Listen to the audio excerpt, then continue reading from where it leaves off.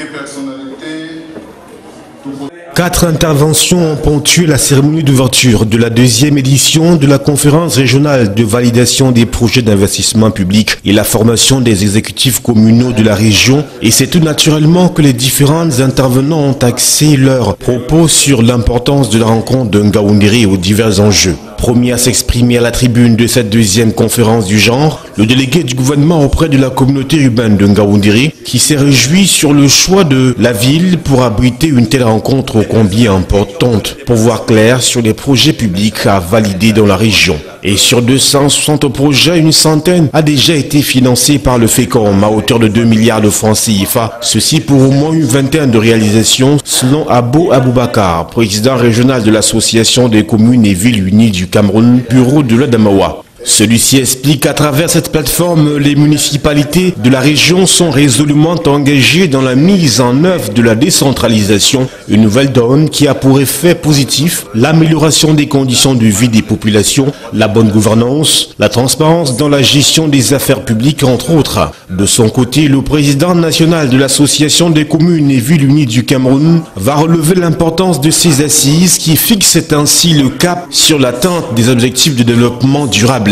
Il est question par ce cadre d'initier les débats consultifs sur les collectivités territoriales décentralisées ou encore de promouvoir le savoir-faire communal. C'est donc à juste titre qu'en ouvrant les travaux, le gouverneur Kildadi Boukar de la région de l'Adamawa a recommandé aux parties prenantes de s'approprier les différentes thématiques qui seront abordées pour une bonne exécution des projets d'investissement public en 2017 dans l'Adamawa. La rencontre de ces jours était un outil.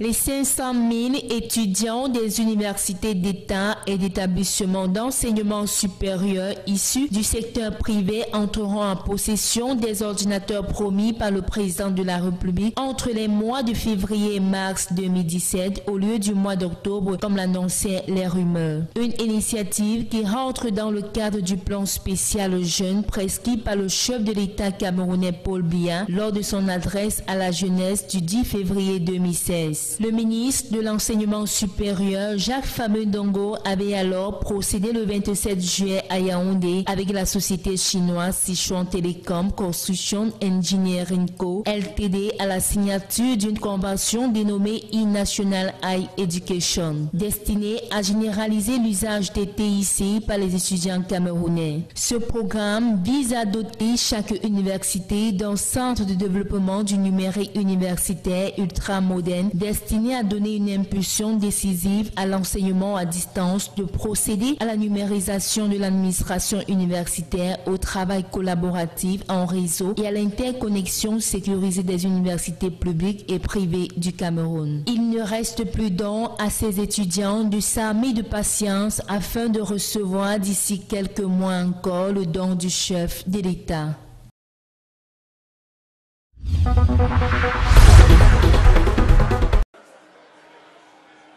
La Cameroon Airlines Corporation, Camerco, va desservir à partir du 14 octobre 2016 3 fois la ville de Bafoussam dans l'ouest du pays. Les potentiels voyageurs de la compagnie nationale aérienne n'auront qu'à débourser 30 000 francs CFA à partir de Douala ou de Yaoundé. Cette initiative serait-elle un repli tactique de la compagnie aérienne nationale pour sortir du fossé ou enverrait-elle un démenti sur son mauvais état de santé? En effet, l'on a appris la semaine dernière l'immobilisation du Boeing 737-700 de la Camerco, parti en visite technique le 25 août dernier avril en Afrique du Sud pour non-paiement d'une facture d'un montant de 2 milliards de francs CFA. Alors, lorsqu'il s'agit d'évaluer la capacité de la compagnie à tenir le challenge du transport aérien en Afrique, le contraste est grand s'il faut se situer entre le scandale sud-africain, l'annonce de la relance des vols commerciaux en direction de l'ouest du pays, l'élaboration du plan de redressement proposé par Boeing et validé par le chef de l'État camerounais pour 60 milliards de francs CFA et les subventions du ministère des Finances pour booster sa comptabilité. Face à toutes ces poches d'oxygène régulièrement administrées à la compagnie, le lancement des vols en direction de Bafoussam ne serait-il pas Un leurre pour dissimuler le mal-être de la compagnie en attendant un redressement total. Seuls les responsables NSDICOM en sa qualité de directeur général et le président du conseil d'administration Méfiré Omaro sont détenteurs de la vérité. Mais on ne l'ignore pas, la Camerco n'a pas jusqu'à ce jour obtenu une véritable stabilité.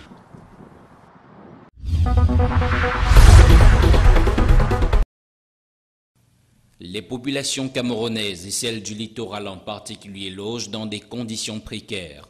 Les sans-abri prolifèrent. Pour un pays en voie de développement qu'est le Cameroun, sa précarité en termes de logement est bel et bien manifeste. La croissance démographique, l'expansion des zones urbaines dans un contexte de pauvreté n'arrange pas les affaires. Douala, la capitale économique, foisonne, des quartiers où l'on a à peine couvert, vit au quotidien les pieds dans l'eau. Dans d'autres cas, c'est l'insalubrité qui dicte sa loi. Il est devenu courant, en dépit des risques que cela représente, de voir certaines habitations occuper les draps et d'autres sont construites sous des fils de haute tension. Le gouvernement camerounais, pour sa part, se déploie pour répondre aux besoins de logement des citoyens à travers son programme de construction des logements sociaux. Mais des ressources qui garantissent le droit à un logement pour tous sont très insuffisantes. La politique des logements à bas prix, la répartition équitable des dépenses nationales pour les aides publiques au logement font véritablement défaut. La triste réalité demeure que chaque citoyen jouisse d'un habitat décent ne révèle pas du pouvoir des hommes. Il faut rappeler que la communauté internationale a célébré le 3 octobre dernier la journée mondiale de l'habitat sous le thème « L'habitat d'abord », un thème qui reste une utopie pour des milliers de mal-lotis que porte la terre. Le golfe de Guinée dispose d'importantes ressources halieutiques. Ces ressources prisées par les nations étrangères font l'objet d'exploitations abusives depuis plusieurs années par des navires de pêche non identifiés. Les États africains réunis au sein de la Commission régionale des pêches du golfe de Guinée entendent riposter. Première mesure, installer un système de suivi des navires par satellite. Au Cameroun, comme dans beaucoup d'autres pays, la menace est présente. Et pour renforcer les mécanismes de surveillance de ces espaces maritimes, les autorités en charge des pêches misent sur l'expertise des forces de défense camerounaises. Selon les experts, l'exploitation illicite de l'espace halieutique du golfe de Guinée freine considérablement le développement de l'aquaculture. Pour ces derniers, l'urgence s'impose. Les États africains doivent s'unir afin de garantir le bien-être des habitants. Barack Obama a donné l'exemple. Le président américain a voté pour l'élection présidentielle de novembre. Le chef d'État sortant a déposé son bulletin dans l'urne lors d'une visite à Chicago où il participe à des levées de fonds. Le vote anticipé a été mis en place en 1992 aux États-Unis. Mais aujourd'hui, plus d'un tiers des Américains en profitent.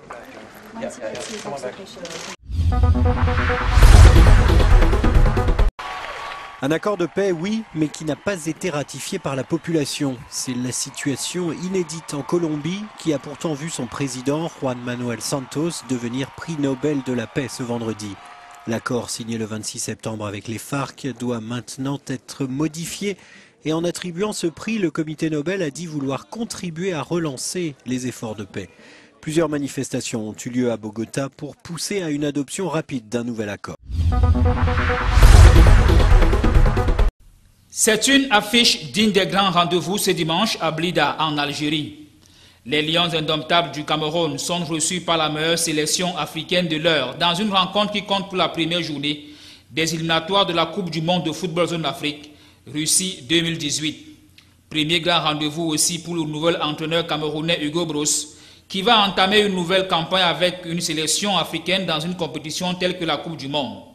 Mais le nouveau coach des Lions indomptables du Cameroun va aussi se frotter aux grandes nations du continent qui sont logées dans la poule Cameroun, à savoir le Nigeria, la Zambie et l'Algérie, qu'il connaît pour avoir séjourné dans un club du championnat algérien, la JSK. Pour beaucoup, c'est au cours de cette campagne que le Belge devrait véritablement confirmer son talent de grand entraîneur après sa riche carrière de joueur. Selon plusieurs observateurs, la qualification par exemple du Cameroun à la prochaine CAN avec Broos s'est opérée avec les adversaires de moindre calibre et de seconde zone en Afrique. L'Afrique du Sud et la Gambie n'étant pas vraiment des foudres de guerre, le Belge n'a pas eu du répondant. Par contre, Le match amical contre la France où il a perdu et la victoire poussive contre le Gabon ont laissé entrevoir quelques failles que le technicien a sans doute gommées. À y voir de près, les gros ténors causent les problèmes au coach des Lions qui dit avoir été missionné pour rebâtir une équipe camerounaise en déclin. En clair, pour l'entraîneur camerounais, l'objectif premier n'est pas la qualification pour la Coupe du Monde de football, mais plutôt mettre sur pied une sélection futuriste à même de remporter la CAN 2019 au Cameroun. Une déclaration qui, en cas de contre-performance ce dimanche en Algérie, pourrait faire changer d'idée à plusieurs et remettre en cause la capacité de cet entraîneur à faire le poids devant ses adversaires lors de cette campagne éliminatoire. Faut-il le rappeler au thème des éliminatoires? Seuls les premiers de chaque poule, 5 au total, seront qualifiés pour la phase finale en Russie en 2018.